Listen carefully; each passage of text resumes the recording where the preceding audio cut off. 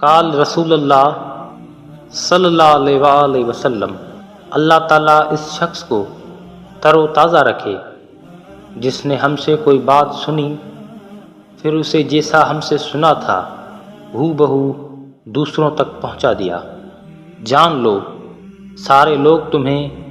نقصان پہنچانے کے لیے اکٹھے ہو جائیں تو وہ صرف اتنا ہی نقصان پہنچا سکتے ہیں جتنا اللہ نے تیرے مقدر میں لکھ دیا ہے۔ لوگوں پر ایک زمانہ آئے گا کہ ان کا مقصد ان کا پیٹ ہوگا اور دولت ان کی عزت ہوگی،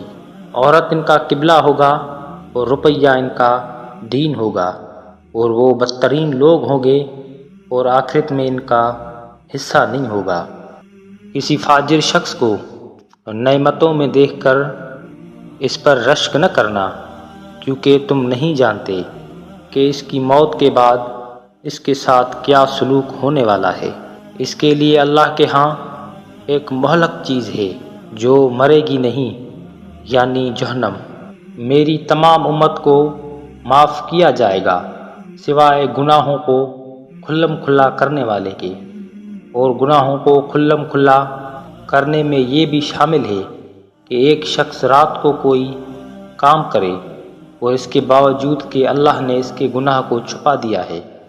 مگر صبح ہونے پر وہ کہے کہ اے فلاں، میں نے کل رات ایسا اور ایسا برا کام کیا تھا، حالانکہ رات گزر گئی تھی اور اس کے رب نے اس کے گناہ پر پردہ ڈال رکھا تھا،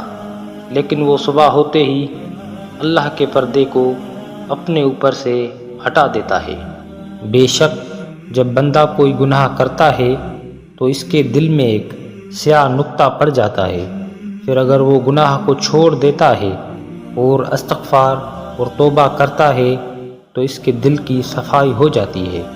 اور اگر وہ گناہ دوبارہ کرتا ہے تو سیاہ نقطہ پھیل جاتا ہے